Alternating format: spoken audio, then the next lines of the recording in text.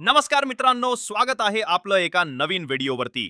तर आपल्या सर्वांचा लाडका बकासूर मित्रांनो, आपल्याला आता कोणत्या मैदानात पळताना दिसणार आहे आणि त्याचा पैरा कोणासोबत असणार आहे, हे मी तुम्हाला या व्हिडिओमार्फत सांगणार आहे। तर भावांनो, आज 10 दिवसानंतर आपल्याला आपला बकासूर मौजे पेडगाव हिंद केसरी फाटीवर म्हणजे आंबवडे मैदानात पळताना दिसला। पैरा होता अंग्रेवाडीचा रुद्रा, पण आज गटालाच हार झाली। पण तुम्ही निरीक्षण करा, बकासूर जेव्हा मोठमोठ्या गॅपनी किंवा जास्त आराम झाला की बकासूर जेव्हा पळतो तेव्हा नक्कीच त्याचं गटाला किंवा सेमीला काही ना काही होतोच, कारण की बकासूरला गॅप चालत नाही।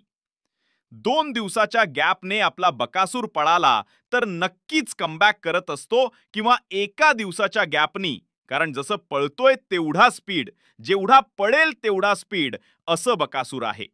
त्यामुळे आता 10 ते 12 दिवसाचा गॅप लागला, त्यात दुसरा बैल नवीन चेहरा होता, अंग्रेवाडीचा रुद्रा। त्यामुळे गटालाच पराभव स्वीकारावा लागला। आता सर्वांना उत्सुकता आहे की कधी दिसेल, तर सर्वांनाच माहिती आहे कोणत्या मैदानात दिसेल। तर मित्रांनो, 30 ऑक्टोबरला जे विनाप्रवेशच मैदान आहे, या विनाप्रवेशच्या मैदानात ओपनच्या मैदानामध्ये आपला बकासूर पळताना दिसणार आहे। तिथे सर्व टॉपची नंदी आपल्याला पळताना दिसतील, कारण की विनाप्रवेश आणि गाड्या देखील खूप नोंदणी होतील गाड्यांची। त्यामुळे या मैदानाची सर्वांना उत्सुकता असेल, तर 30 ऑक्टोबरला बकासूरचा पैरा कोण असेल, तर मी अंदाजित सांगतोय, म्हणजे 50% सांगतोय, हाच पैरा असू शकतोय।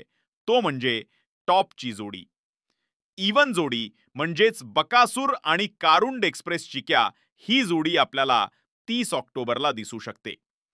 बकासूर आणि कारुंड एक्सप्रेस चिक्या ही अपराजित जोडी तब्बल 7 वेळेला या जोडीने 1 नंबर केलेला आहे। ही जोडी जेव्हा जेव्हा एकत्र येते तेव्हा 1 नंबर करतेच। तीच जोडी 30 ऑक्टोबरला आपल्याला पळताना दिसणार आहे, कारण की ही जोडी फॉर्च्युनर मैदानामध्ये पळणार होती 9 तारखेच्या।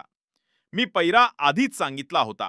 जवळजवळ फॉर्च्युनर मैदानासाठी 15 ते 20 दिवस आधी मी सांगितले होते की जर 9 तारखेला जर ओपनच मैदान डिक्लेअर केले तर ही जोडी आपल्याला 100% पळताना दिसू शकते। पण मैदान हे दुसा किंवा आदत आहे, म्हणून ही जोडी आपल्याला 30 ऑक्टोबरला विनाप्रवेशच्या मैदानात बकासूर आणि कारुंड एक्सप्रेस चिक्या पळताना दिसण्याचे चान्स खूप आहेत। तर या मैदानासाठी बकासूरला खूप खूप शुभेच्छा। धन्यवाद भावांनो। व्हिडिओ आवडल्यास लाईक आणि सबस्क्राईब करायला विसरू नका।